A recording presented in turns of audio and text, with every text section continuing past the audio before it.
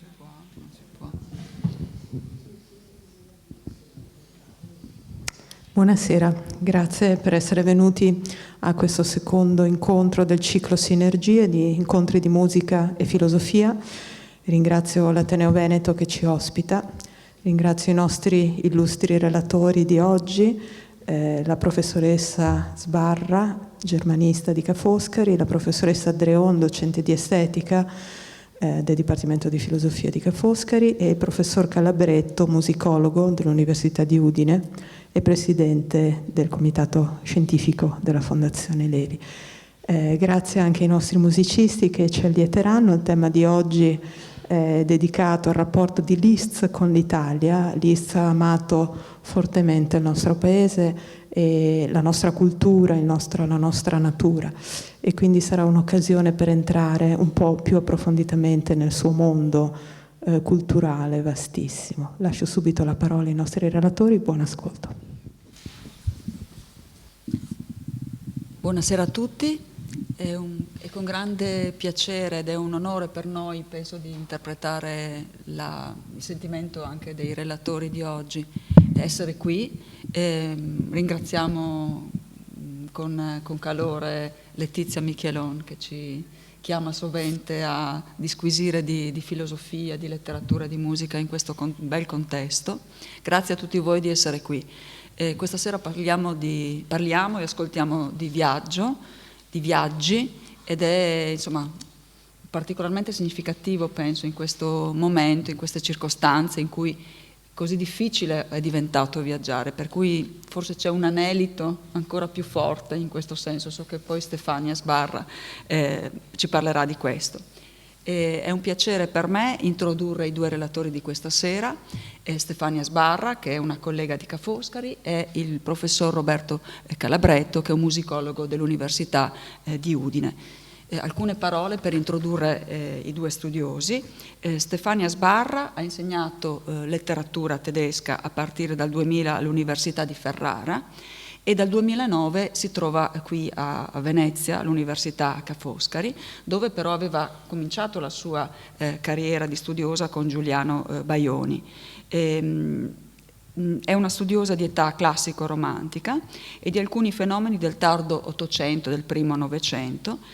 Si è occupata anche di letteratura contemporanea, anche questa sera ci dirà qualche cosa di letteratura contemporanea, e occasionalmente anche di cinema tedesco. È autrice di vari libri: La statua di Glauco, letture di Rousseau nell'età di Goethe, e recentemente Il confine dov'è? È motivo per cui è arrivato questo invito. Il sottotitolo Theodor Fontane, Friedrich Nietzsche e il realismo tedesco. Ha collaborato con Anna Maria Carpi al commento delle opere di Kleist per la collana dei Meridiani.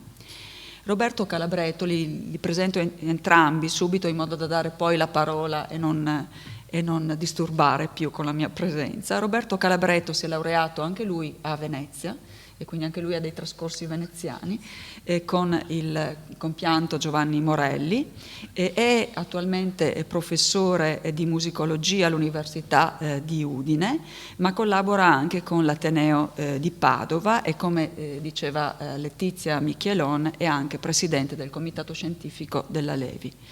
I suoi studi vertono sulla musica del Novecento italiano e affrontano le problematiche inerenti alla funzione della musica nei linguaggi audiovisivi, con particolare attenzione nei confronti di quella cinematografica.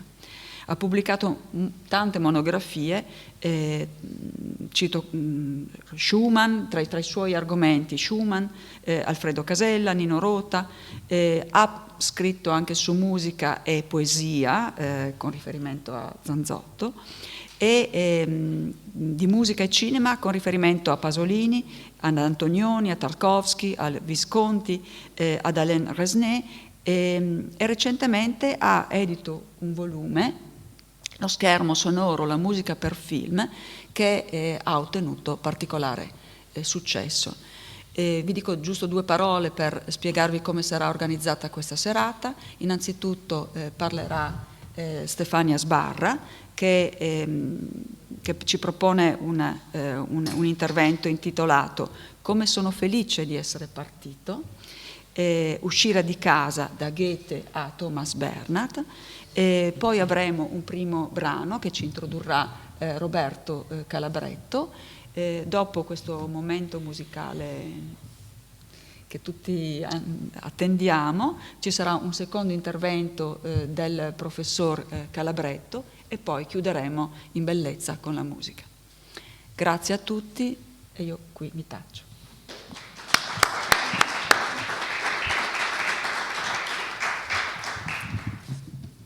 Grazie alla collega Roberta Dreon per questa bella introduzione e anche e soprattutto all'Ateneo Veneto per l'invito. È un piacere essere qui stasera. Ebbene, cominciamo in tedesco. Wie froh bin ich, dass ich weg bin. Come sono felice di essere partito.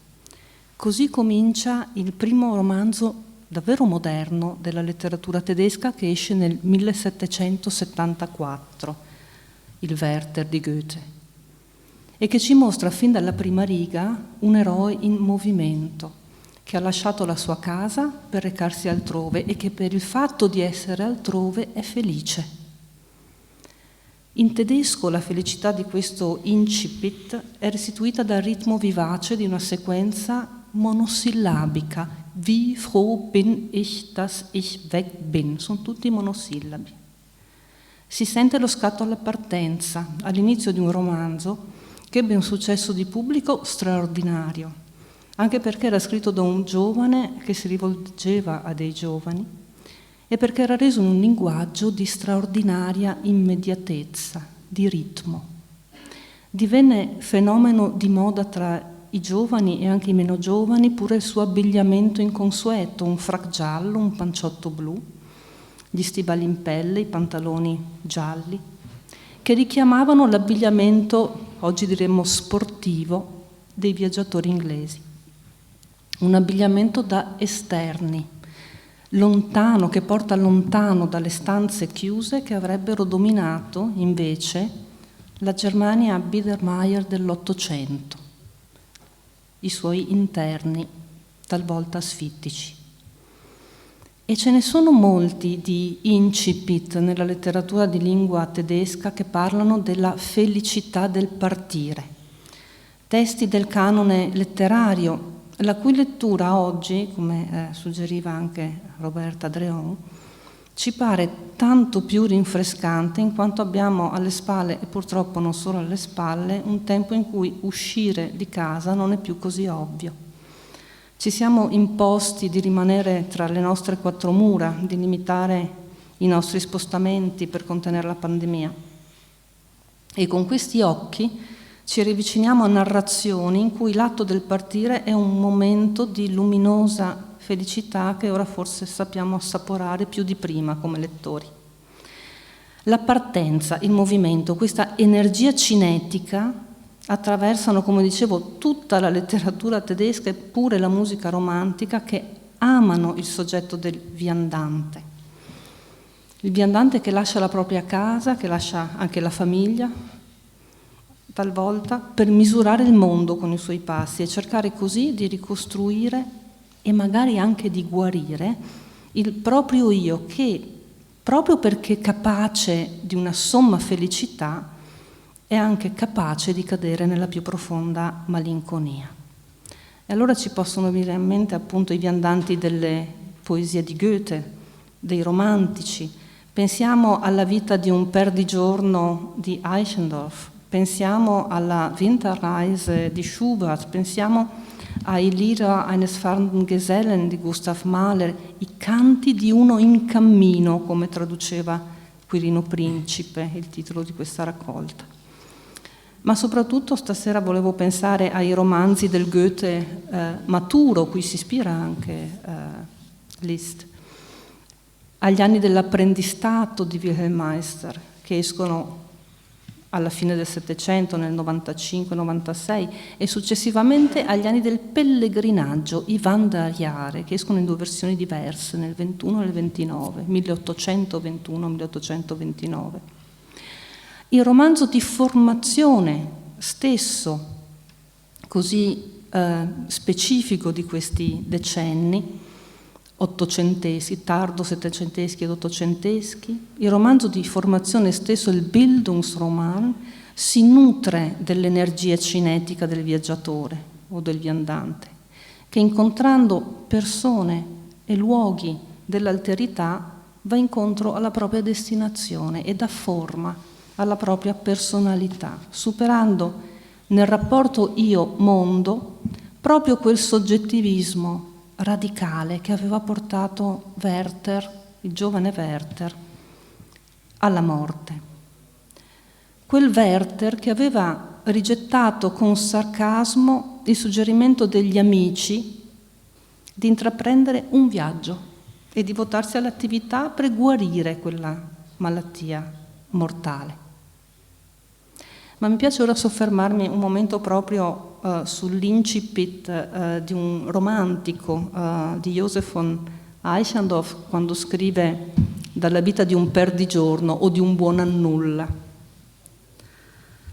Un buon a nulla che il padre caccia di casa e nel farlo gli fa un grandissimo favore, forse il più grande. E vi leggo questo inizio. La ruota del mulino di mio padre aveva ripreso a girare e a rumoreggiare allegra. La neve sgocciolava senza posa dal tetto. I passeri cinguettavano e saltellavano tutto intorno. Io, seduto sulla soglia, mi stropicciavo gli occhi assonnati. Come si stava bene al tepore del sole. Ma ecco d'un tratto che mio padre uscì di casa. Fin dall'alba aveva trafficato nel mulino. Col berretto da notte sulle 23 mi apostrofò. Fannullone, eccoti di nuovo a stiracchiarti al sole, a sgranchirti fino a rovinarti le ossa, lasciando a me tutto il lavoro, non ti posso più dare da mangiare a ufo. La primavera alle porte, va un po' anche tu per il mondo e guadagnati il pane. Sta bene, ribattei, se io sono un fannullone poco importa, me ne andrò per il mondo in cerca di fortuna. Entrai in casa, staccai dalla parete il violino che suonavo con grande perizia. Mio padre mi dette qualche quattrino come viatico e me ne andai, attraversando il lungo villaggio, animato da una gioia segreta nel vedere i vecchi conoscenti e gli amici che sbucavano a dritta e a manca per recarsi al lavoro, con la vanga e l'aratro, come avevano e avrebbero continuato a fare per tutta la vita, mentre io mi avviavo libero verso il vasto mondo. Sentivo in cuore un'eterna domenica. Allorché mi trovai finalmente in aperta campagna, presi il diletto violino e mi misi a suonare e a cantare cammin facendo. Un'eterna domenica, un'immagine straordinaria per questo stato d'animo. La poesia romantica che qui il nostro buono a nulla rappresenta sposando il viandante con la musica, ha inventato la contrapposizione tra il mondo della poesia, appunto, e il mondo dei filistei, così li chiamavano i romantici, che sono quelli che restano a casa, in preda all'abitudine, al quotidiano sempre uguale a se stesso. E ricordiamo qui per inciso che proprio nella letteratura del realismo tedesco, che nasce più tardi, cioè proprio negli anni, fine anni 40, negli anni in cui Franz Liszt compone i suoi anni di pellegrinaggio, ecco, nella prosa del realismo tedesco, la casa, la dimensione domestica diventano così centrali da entrare in concorrenza con i personaggi stessi e giungere persino a contenerne, a limitarne, a mortificarne talora la spinta vitale. Ma torniamo all'opposto, alla spinta opposta, alla passeggiata fuori di casa. E di passeggiate in quella straordinaria Koiné che era l'Europa dell'illuminismo aveva già scritto il fieramente svizzero Jean-Jacques Rousseau negli ultimi anni della sua vita. Poco dopo la pubblicazione del Werther di Goethe aveva dato alle stampe le fantasticherie del passeggiatore solitario. E qui aveva detto che mettersi in moto, partire, lasciarsi alle spalle la stanza chiusa e andare verso il mondo era un momento di felicità per il corpo e per la mente. E anche nelle confessioni ribadirà in un bellissimo passo questo suo amore per la passeggiata come momento di benessere psicofisico che lo porta a sentirsi padrone della natura intera. Ora, più di 100 anni dopo, un altro svizzero meno titanico di questo Rousseau, anzi tutt'altro che titanico, lo svizzero Robert Walser, nel 1917 ci regala la sua passeggiata, Der Spaziergang, che di nuovo ci mostra un incipit all'insegna della partenza, della casa lasciata alle spalle. E vi leggo anche questo incipit. Un mattino, preso dal desiderio di fare una passeggiata, mi misi il cappello in testa, lasciai il mio scrittoio o stanza degli spiriti e discesi in fretta le scale, diretto in strada. Sulle scale mi venne incontro una donna dall'aspetto di spagnola, di peruviana o di creola, che ostentava non so quale pallida e appassita maestà. Per quanto mi riesce di ricordare, appena fui sulla strada soleggiata, mi sentii in una disposizione d'animo avventurosa e romantica che mi rese felice. Il mondo mattutino che mi si stendeva innanzi mi appariva così bello come se lo vedessi per la prima volta. Tutto ciò che scorgevo mi dava una piacevole impressione di affettuosità, di bontà, di gioventù. In breve, dimenticai che fino a poco prima, su nella mia stanzetta, ero rimasto ad almanaccare tetramente su un foglio bianco. Mestizia, dolore, tutti i pensieri cupi erano come scomparsi, sebbene continuassi a percepire acutamente, dinanzi e dietro di me, una certa nota grave.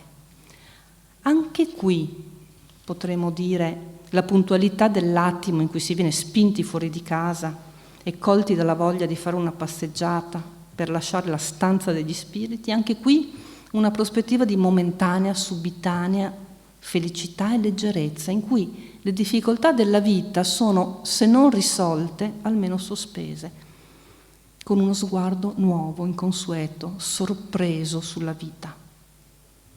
E come non ricordare a questo proposito anche il viandante di Friedrich Nietzsche, quello di cui si legge nella Gaia Scienza. Nietzsche ci suggerisce questo: per osservare, lo cito un po' liberamente, per osservare, per guardare la nostra moralità europea, per misurarla su altre precedenti, passate o future, bisogna fare come fa il viandante, che vuole sapere quanto siano alte le torri della città. E per far questo abbandona la città. Allora anche qui, anche per Nietzsche, la partenza è un momento di liberazione dai cascami del passato e dai pregiudizi traditi. Partenza come momento di leggerezza, alleggerimento e felicità e anche di conoscenza dagli esiti incerti, sicuramente, e perciò sempre affascinanti. Ed ora un terzo ed ultimo esempio letterario di straordinaria leggerezza del partire, che ci viene offerto da Thomas Bernhard, scrittore austriaco la cui prosa musicale, già che il primo desiderio di Thomas Bernhard fu rivolto alla musica, ci trascina in un tempo non troppo lontano in cui essere un ragazzino nell'Austria degli anni 30 del Novecento era impresa tutt'altro che facile. Il suo racconto autobiografico del 1982, dal titolo Un bambino, inizia con un episodio che si colloca nel primo anno della Seconda Guerra Mondiale, quindi siamo nel 1939. All'età di 8 anni, al mercato dei piccioni di Traunstein, proprio sotto casa nostra, nel deserto di un pomeriggio di provincia assorto in se stesso, feci il mio primo giro in bicicletta sulla vecchia Steyr Waffenrad del mio tutore, che in quel periodo era stato chiamato sotto le armi in Polonia ed era in procinto di mettersi in marcia con l'esercito tedesco per invadere la Russia.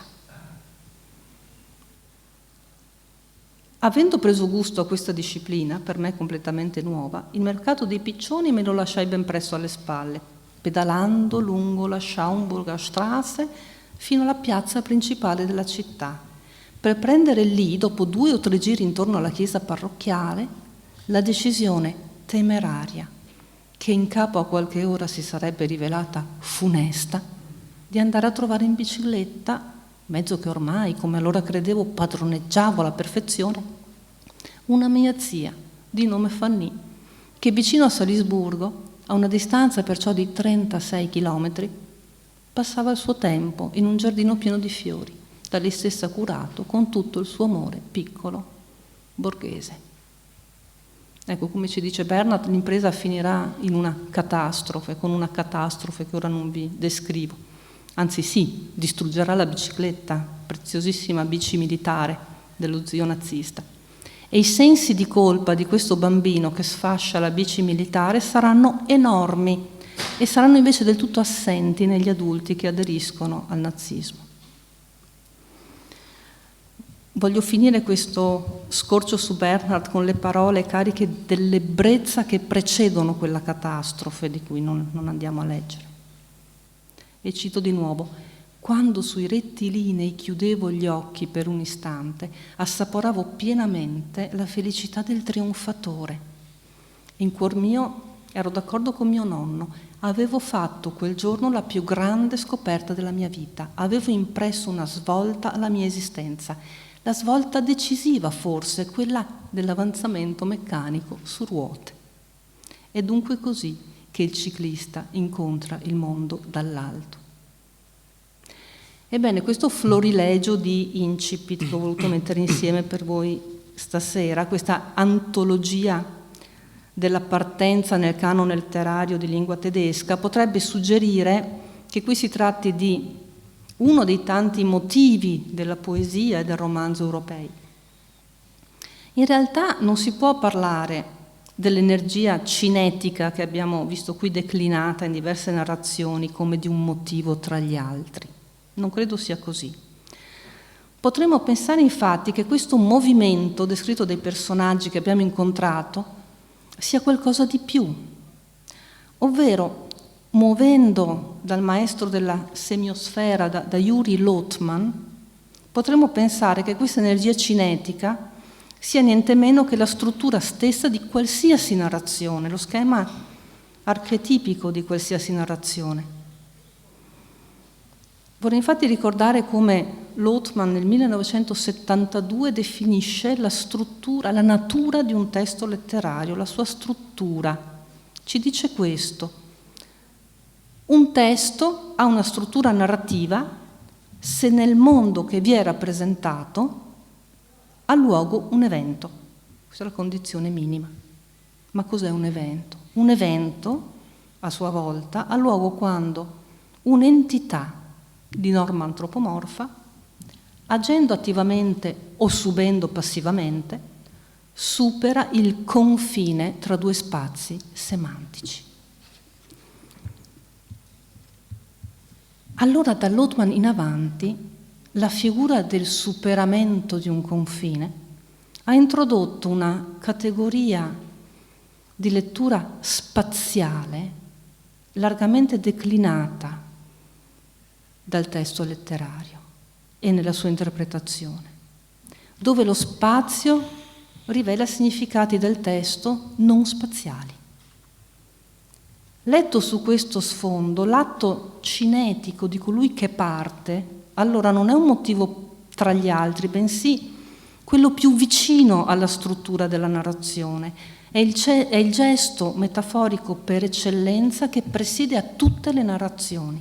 O meglio, non vi è una narrazione senza un movimento, senza quel viaggio in nuce che è il superamento di un confine semantico, il passaggio di un personaggio dalla vita alla morte, dall'apatia all'amore e via dicendo. E non si tratta forse, in questo movimento, di osservare una costante antropologica? Non è forse il primo grande soggetto della narrazione occidentale, Odisseo, viandante suo malgrado, il forzatore dei confini per eccellenza? Il superamento del confine, che genera l'evento narrativo tra due spazi semantici, è l'azione permanente del viandante e del viaggiatore. Ed è anche allo stesso tempo struttura fondamentale di ogni narrazione, figura centrale dell'incontro sempre rinnovato con il mondo, con quello che sta un po' più in là. Questo schema dell'attraversamento di un confine tra due spazi semantici ci mostra allora un grande potenziale euristico che rischia di essere onnipervasivo e ci viene restituito, potremmo aggiungere per concludere, ci viene restituito quotidianamente, dentro e fuori di metafora allo stesso tempo, anche nella concretezza delle migrazioni contemporanee, che nella drammaticità della loro concretezza sono l'inveramento di uno schema narrativo fondamentale, dove soggetti anonimi si infrangono su confini metaforici e non sempre più impermeabili. Se l'età di Goethe ha visto affermarsi il romanzo di formazione, il Bildungsroman, come risposta ai desideri e ai bisogni di quel tempo per noi lontano, oggi è forse il romanzo di migrazione a meritare un'analoga attenzione? Chi lo sa? Fatto sta che tra chi è costretto a stare a casa e chi è costretto ad abbandonare casa con dolore e ancora chi parte con gioia, vi è sempre la comune esperienza di un confine ipnotico da attraversare e il desiderio del viandante nicciano di vedere da lontano le torri della propria città e sempre il bisogno universale di raccontare. Grazie.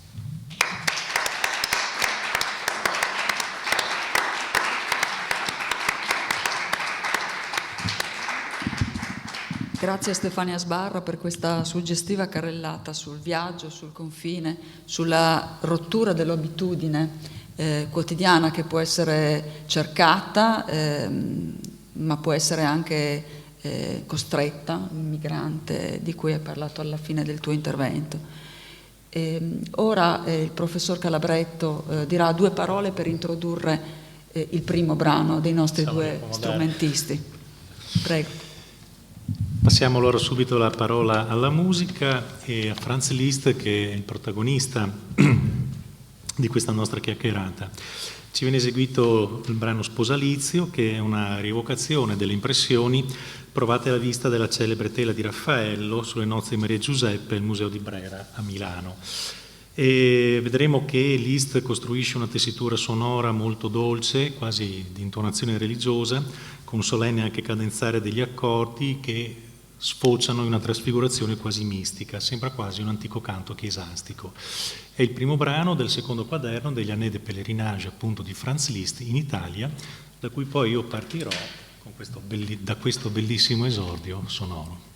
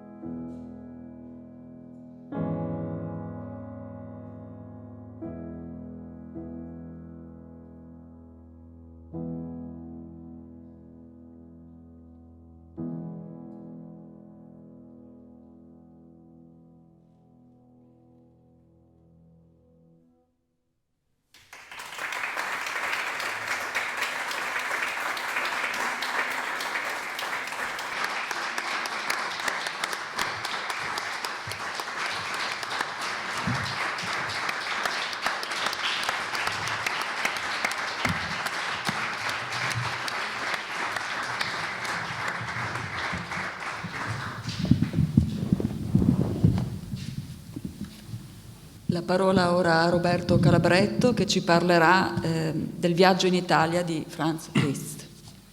Prego. Grazie.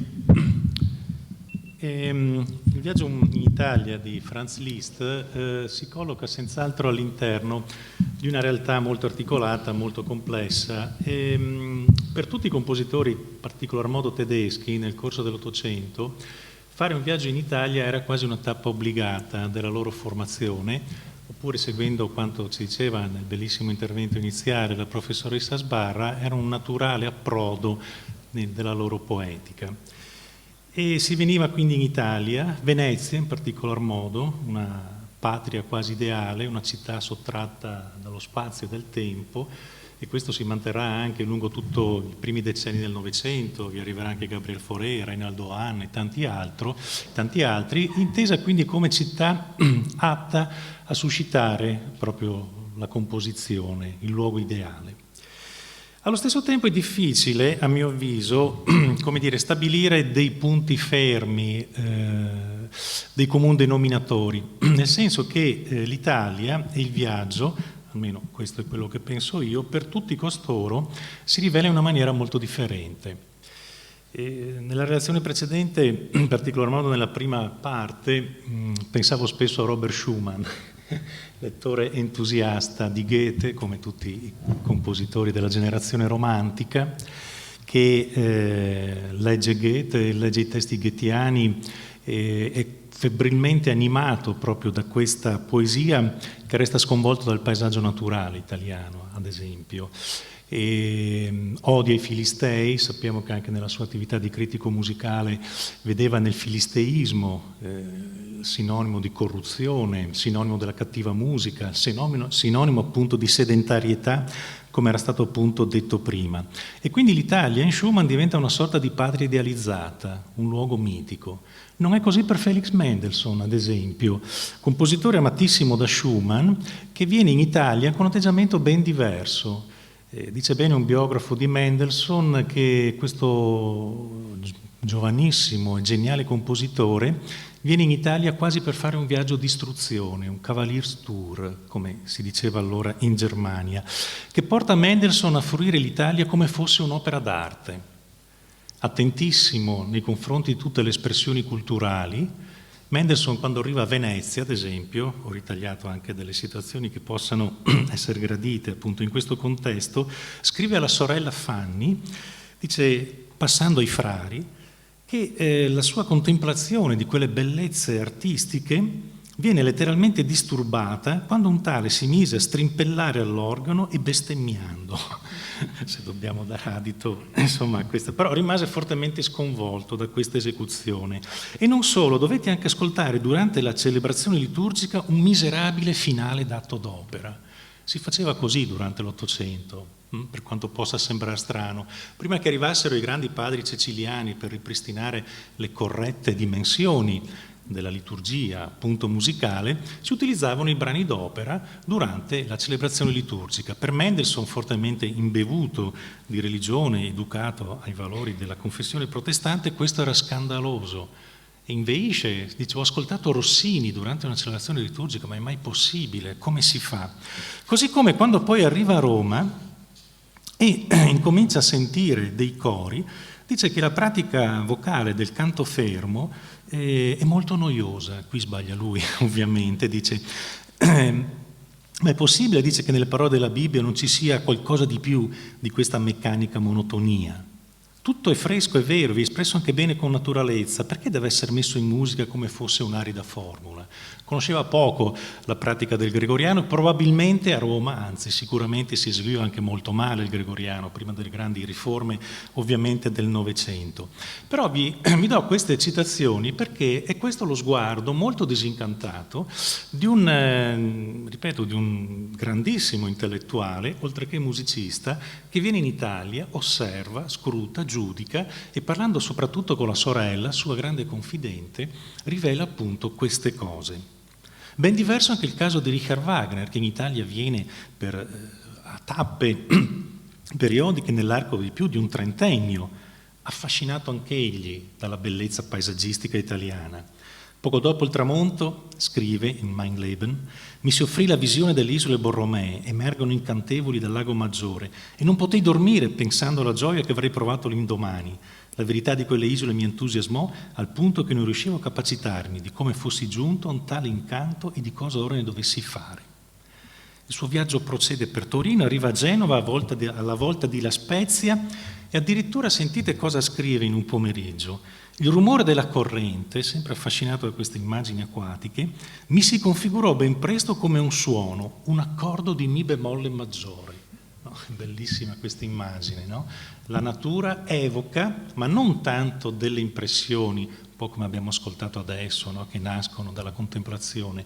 No, un elemento naturale, addirittura Wagner dice, mi ispira un accordo che ondeggiava in continui arpeggi, e questi arpeggi si disegnarono in figure melodiche sempre più mosse, senza mai uscire da quell'accordo perfetto di mi bemolle maggiore, che nella sua fissità sembrava imprimere una significazione infinita all'elemento di cui mi inabissavo. No? Mi bemolle maggiore si espande sugli abissi del Reno, preludio dell'oro del Reno, quel sogno musicale che è rivelatore di una ben precisa necessità, la necessità, come dirà Wagner, di far rifluire la vita, guardando il proprio io per risolvere tutti i dubbi e le perplessità. Arriva a Venezia, sappiamo ovviamente tutta la storia e tutte le diverse tappe dei viaggi veneziani di Wagner, qui trova un mondo tutto remoto, un mondo che aderisce al mio bisogno di solitudine, nulla coinvolge direttamente in quanto vita reale, ogni cosa agisce direttamente, come fosse un'opera d'arte. Questa città gli parla appunto in questi termini. Vivere con l'arte per il tuo conforto, ecco il mio compito, aderente alla mia natura, al mio destino, alla mia volontà, al mio amore. È così che ti appartengo. Qui sarà completato il Tristano, a sfida del mondo intero. E ne ho citate veramente tante altre, ma sono delle letture veramente entusiasmanti, questi dai passi appunto wagneriani, perché l'Italia per lui è un continuo ritrovamento di se stesso, è una straordinaria fonte di ispirazione per le proprie opere musicali, che addirittura sembra quasi suggerire situazioni come l'accordo di mi bemolle che vede in un flutto d'acqua e che gli ispira appunto la musica. Se ci basiamo su queste, che sono solo, ripeto, piccoli stralci di citazioni, può sembrare strano che Liszt, un compositore che è giunto anch'egli ripetutamente in Italia per poi fermarsi a Roma per tantissimi anni, quando nel 1838 scrive il signor Lambert Massard, un articolo che poi sarà pubblicato sulla Gazette Musicale di Parigi, dice, e guardate questo esordio che è come dire, destabilizzante: in verità, amico mio, il musicista viaggiatore è un personaggio grottesco. Non conosco nessuno che faccia una figura più pietosa della sua, un contegno più increscioso, quando se ne va di passo in passo, di città in città, di borgata in borgata, meraviglia ambulante in mezzo alle immutabili meraviglie della natura, celebrità d'un giorno che passa all'ombra dei grandi nomi che hanno attraversato i secoli. A volte è un inutile saltimbanco, un trovatore sfortunato che confonde il suono della sua chitarra con il rumore delle discordie civili e il risuonare delle lotte e dei dissidi che travagliano il mondo. Eppure abbiamo parlato di Année de Pèlerinage di Liszt, ben 3 quaderni, eppure Liszt attraversa l'Europa, in particolar modo l'Italia, patria amata. Perché scrive queste cose nel 1838? Perché Liszt è fortemente consapevole, e dalle cose che vi dirò adesso spero di dimostrarlo, che il viaggiare dopo il 1830 per un compositore significa un qualcosa di diverso. Liszt innanzitutto è un compositore ma anche un esecutore, è un pianista, conosciutissimo per le sue straordinarie virtù trascendentali, come si diceva appunto allora. E Liszt ha bene in mente che l'Europa musicale del 1830, quell'Europa contro cui anche Schumann inveiva nella sua Neue Zeitschrift für Musik, è in balia, è fortemente in balia dei gusti del pubblico che condiziona fortemente la prassi concertistica. Questo lo dirà ripetutamente nei suoi diari e nei suoi articoli che scrive appunto attraversando l'Italia. Giorgio Pestelli, oltre ad essere un carissimo amico e uno dei più grandi musicologi che l'Italia ha avuto, dice giustamente che dal 770 al 20 il mondo sociale della musica ha subito mutamenti vasti e radicali, cosicché la vita di un musicista del 1810 assomiglia di più a quella di un suo collega odierno che l'esistenza di un maestro di cappella del 1760. Che cosa intende dire Pestelli? Intende dire che il musicista romantico è costantemente teso alla propria affermazione. Deve costantemente confrontarsi nella dimensione pubblica del concerto, che non lo tutela come lo tutelava un suo collega del secolo precedente, immediatamente precedente, fortemente tutelato dalle istituzioni, e si deve confrontare col pubblico che è in balia del filisteismo. Schumann, per tutelarsi da questo, cosa fa? Crea una rivista musicale, crea una sfrenata attività di recensore, di partiture, di concerti e di spettacoli per educare il pubblico a fruire la buona musica. La lotta contro il virtuosismo, dice, questa pratica che porta alla formazione di sé. Liszt queste cose, invece, soprattutto in questa sua dimensione, che ripeto è duplice, è un compositore ma è anche un virtuoso, sente fortemente la contraddizione dei tempi. Sente fortemente questo suo, come utilizzerà benissimo in quest'altra pagina, in una lettera che scrive a Heine, questo essere mal seduto su uno sgabello del compositore del 1830, che esprime una lucida coscienza, il famoso ubi consistam, dove mi pongo io come musicista in questi anni, che lo porta a vedere con un certo distacco queste esperienze che i suoi colleghi risuonavano in una maniera fortemente diversa. Guardate cosa dice: spesso io, pianista, sono mal seduto sullo sgabello su cui poggio e non invidio affatto quelli che si trovano ben comodi nel loro egoismo e nelle loro certezze, che chiudendo gli occhi del cuore e dell'intelligenza sembra che non vivano altro per la bocca e per lo stomaco. Amico mio, dice il suo interlocutore, noi non siamo di questi, è vero, noi non lo siamo e non lo saremo mai. Però tutto questo crea in lui una forte sofferenza. Ho fatto questa piccolissima parentesi di un problema che a mio avviso è molto importante, perché quando Liszt viene in Italia ha un atteggiamento estremamente complesso che necessariamente va stemperato in diversi ambiti. Le considerazioni sulla vita musicale italiana. Liszt è ferocemente critico. La sera andiamo alla Scala, quando arriva a Milano, l'immensità, la sua linea armoniosa, la profondità del palcoscenico conferiscono a questo teatro un'aria imponente. Ciò nonostante, l'impressione che si respira in questi concerti è di una cupezza e di una monotonia senza pari. E recensisce poi, l'articolo è molto lungo, ovviamente, di più pagine, e dice che la vita musicale di questo grande teatro è molto, molto bassa. Gli italiani sono fortemente vincolati a dei gusti musicali molto dozzinali di routine, dice, e critica in maniera anche molto forte la programmazione di questo teatro, in particolar modo gli spettacoli operistici.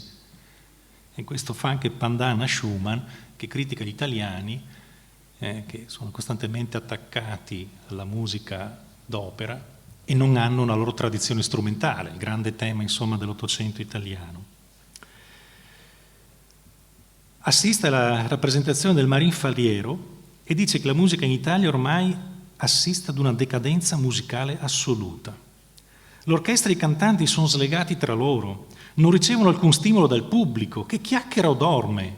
Questi erano i costumi che esistevano in tutta la tradizione teatrale ancora nel secolo XIX. Noi oggi siamo abituati al silenzio in sala, ci mancherebbe, ma lo sappiamo benissimo che nel 7-800 i teatri erano dei luoghi appunto apertissimi. E lui dice, nello giorno si pranza e si gioca a carte, svagati, intorpiditi, scalcinati, questi ci appaiono più che degli artisti, dei mestieranti pagati ad ore. Ma perché affaticarsi per un pubblico che non ascolta? C'è un ordine estetico totalmente estraneo agli italiani.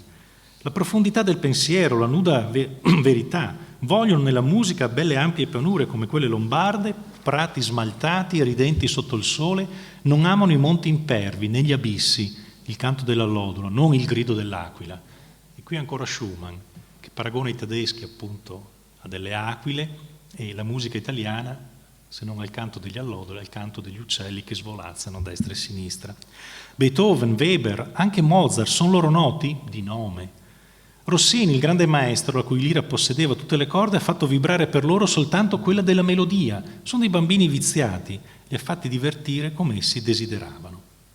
Quindi il pubblico non è educato, la programmazione dei teatri non educa il pubblico allo stesso, e lui stesso dice che nelle sue esibizioni concertistiche, suona tantissimo, suona a Milano, suona a Venezia, suona anche a Trieste addirittura, dice: mi sono dovuto adattare alle consuetudini del tempo, eseguo pagine sinfoniche, operistiche o solistiche senza un ben preciso ordine. Sembra quasi essere consapevole di una tipica programmazione dei suoi recital per andare incontro alle esigenze di questo pubblico che appunto è corrotto. Anche il mecenatismo dorme. In Italia si conoscono pochissimi pianisti, Chopin, Hummel, Moscheles, Kalkbrenner, questi sono ignoti, e la musica per quartetto è trascurata. A parte le ouverture delle opere che si ascoltano a teatri senza brillantezza, senza precisione, senza affiatamento, e d'altra parte per metà coperte dal brusio delle chiacchiere, è praticamente impossibile il più piccolo frammento di musica sinfonica. Sono giudizi pesantissimi. Addirittura in una lettera chiude: perché oggi un musicista viaggia in Italia? Occorre che sia come me, avido di sole più che di gloria, desideroso di riposo più che di denaro. Soffermiamoci su questa immagine. Un viaggiatore che deve venire in Italia, quindi, non deve venire per ascoltare la musica, perché la situazione musicale in Italia è in preda a questo cattivo gusto. Però attenzione, l'Italia è sempre il paese del sole, no? Chiaramente per tutti i musicisti europei sarà questa la grande metafora dell'Italia. È l'Italia delle bellezze naturali. Il mio sguardo già spaziava sulle pianure della Lombardia e con ebbrezza aspiravo le brezze profumate che da questa terra benedetta dal cielo si effondono come un sospiro d'amore, come una fiduciosa e serena preghiera: Italia, Italia, punto esclamativo. E poi parla delle isole Borromee, un tempo arida roccia, sulla quale oggi splende la più splendida vegetazione. I limoni, gli aranci ricoprono i muri di una tappezzeria profumata. Il sassafrasso e il magnoli formano deliziosi angoli d'ombra. Ma la sera è giunta, la luna traccia sull'onda un solco luminoso che tremola come la fede delle cose divine nelle nostre anime esitanti dubbiose. Da tutti i villaggi che costeggiano il lago, le sante campane ci chiamano e rispondono. Quindi è l'Italia delle bellezze naturali, ma è anche l'Italia delle bellezze artistiche. Scrive a Heine: siete mai stato a Venezia? Avete scivolato su quelle acque sonnolente, la nera gondola, le rive della Giudecca? Avete sentito il peso dei secoli gravare sulla nostra oppressa immaginazione? Avete respirato quest'aria densa e greve che vi opprime e vi avviluppa con un indicibile languore? O i raggi della luna illividire le plumbee cupole dell'antica San Marco? In questo silenzio di morte il nostro orecchio ha forse sperato in un rumore, come l'occhio cerca nella luna il buio di una segreta. Sì, senza dubbio, allora conoscete quanto di più poeticamente desolato esista sulla terra. Ecco, l'Italia ovviamente è anche l'Italia di Brera, l'Italia di Sant'Ambrogio, l'Italia di Milano, l'Italia appunto di Venezia. Punto terzo, l'Italia è anche l'Italia di una nobilissima tradizione letteraria. Liszt si accosta, ad esempio, proprio nel questo quaderno degli Années de Pèlerinage, al Petrarca, alla lettura del Canzoniere. Trova nel Petrarca una tensione verso il trascendente. E questo forse è discutibile, un trascendente, dice lui, molto simile al cattolicesimo, di cui io sono così profondamente sentito, per quanto anche rielaborato e sofferto. Qualcosa di molto intimo, dice, di privato, si rifrange nelle pagine petrarchesche, a cui non posso volgermi se con riservatezza celata allo sguardo del mondo. Ecco. Quindi è un Liszt anche che si avvicina appunto ai capolavori della letteratura italiana, che, ripeto, utilizza poi come fonte anche ispiratrice della propria musica. Perché questo è appunto il grande tratto, a mio avviso, che va tenuto a mente dell'esperienza lisztiana in Italia. che il viaggio in Italia, che lo porta ad essere così critico verso le istituzioni musicali, ma così affascinato dal paesaggio naturale, dalle bellezze artistiche e dalla letteratura, lo porta a maturare una precisa, la chiamerei così, proprio coscienza estetica. Scrive molto bene uno studioso di Liszt che in Italia il compositore conosce la prima tappa verso la piena e definitiva affermazione di un pensiero estetico e poetico che si era già manifestato quantunque sporadicamente in alcune opere di rilievo. La concezione musicale di Liszt acquistò soprattutto a contatto con la letteratura e il paesaggio italiano i meccanismi di una percezione immediata, quei meccanismi che vengono messi in moto anche durante la lettura di una pagina letteraria o poetica o durante la visione di un dipinto o di una scultura. Ecco, quindi l'esperienza appunto italiana si risolve in questo, che queste bellezze pittoriche, architettoniche, questo contatto con i testi letterari vengono assunti come fonte di ispirazione per delle pagine pianistiche. E la cosiddetta Dante sonata, che ci verrà appunto eseguita adesso, a mio avviso rappresenta proprio un'estrema sintesi tra i valori del classicismo beethoveniano, a cui Liszt si era educato, che si coniugano con un'intima alleanza della poesia. Dopo una lettura di Dante, c'è la mediazione ovviamente di Victor Hugo in questo. Questo testo, lungi dall'essere una semplice fonte di ispirazione di un programma letterario, è invece determinante nella definizione concettuale e formale dell'ultima versione della Dante sonata, che ha conosciuto diverse traversie, durate anche per diversi anni. Durante i primi anni di Weimar, nel dare soluzione a queste difficoltà tecnico-compositive relative alla forma sonata rinnovata e alla musica poetica come linguaggio, Liszt corregge lo spartito iniziale della Dante, rende più efficace la forma sonata su cui si era appunto alimentato e nutrito e crea dei profondi legami con il testo poetico. Ecco l'importanza di tutte le esperienze che qui aveva maturato. L'esito finale è una realizzazione compiuta di quello che diventerà un suo modello compositivo, a mio avviso interessantissimo, di una musica strumentale, poetica, di una musica quindi che si imbeve dei valori della letteratura mediantolo all'interno delle grandi forme. Nel 60 Liszt sarà a Roma, ulteriore esperienza, e questo suo troisième année de pèlerinage è singolare, lì riceve gli ordini monacali. Sembra quasi che dopo questa vita così travagliata, questi continui attraversamenti, questa grande attività virtuosistica che l'ha portato a contatto con le più grandi capitali europee, Liszt trovi una sorta di ultimo livello, proprio orizzonte esistenziale del proprio essere, assumendolo all'interno di una vocazione, di uno sconfinamento religioso. E non a caso il terzo quaderno degli anni appunto di pellegrinaggio non ha più indicazioni di città, anche se i luoghi sono identificabili. Sembra quasi essere ormai una sorta di lungo e articolatissimo iter nella dimensione proprio dello spirito. Ecco, quindi questa è stata l'esperienza di Liszt in Italia. Mi sento di dire che è un'esperienza che all'interno dei musicisti della generazione romantica ha i caratteri veramente dell'originalità. L'Italia è un luogo che lo attrae fortemente, ha una lucida coscienza dei mali della vita musicale italiana, ma si imbeve del paesaggio, si imbeve della cultura e da questo trae una straordinaria fonte di alimento per uno straordinario rinnovamento delle forme musicali come quelle che adesso assisteremo nell'esecuzione di questa sonata Dante. Grazie.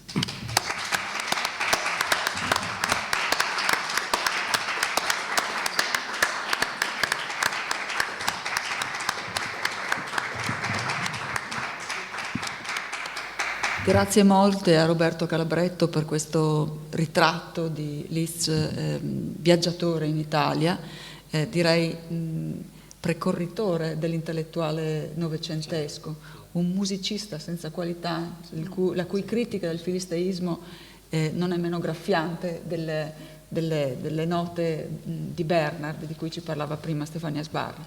Grazie ancora. Ed ora tacciono le parole e lasciamo il palcoscenico a Elisa Milo, che dopo Francesco Greco ci farà passare dei momenti musicali. Grazie ancora.